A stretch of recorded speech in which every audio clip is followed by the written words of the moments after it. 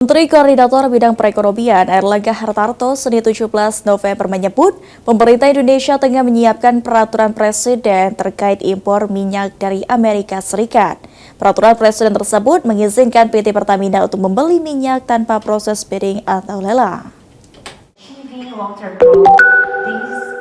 Pemerintah Indonesia tengah menggodok peraturan presiden Perpres yang membuka peluang Pertamina untuk membeli langsung minyak dari perusahaan Amerika Serikat tanpa adanya proses bidding atau lelang.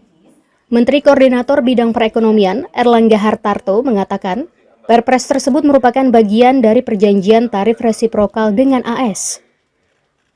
Menurutnya, hal itu segera dijalankan saat kebijakan tarif resiprokal kedua negara telah final dengan penandatanganan yang ditargetkan selesai pada tahun ini. Pernyataan tersebut disampaikannya saat ditemui dalam acara US Indonesia Investment Summit ke-13 di Jakarta Senin 17 November. Sebetulnya hampir semua teks sudah kita bahas. Jadi kita juga sudah kirim dengan Amerika, tinggal finalisasi legal draftingnya, both side. Ada ekspektasi, Pak? Apa? Targetnya ya tahun ini. Potensi protes dari negara lain gimana Pak Menko?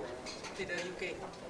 Tidak protes, saya sudah bicara. Cuman pasti tentu kalau kita memberikan fasilitas ke satu negara, negara yang lain kepingin juga. Tapi itu normal-normal saja.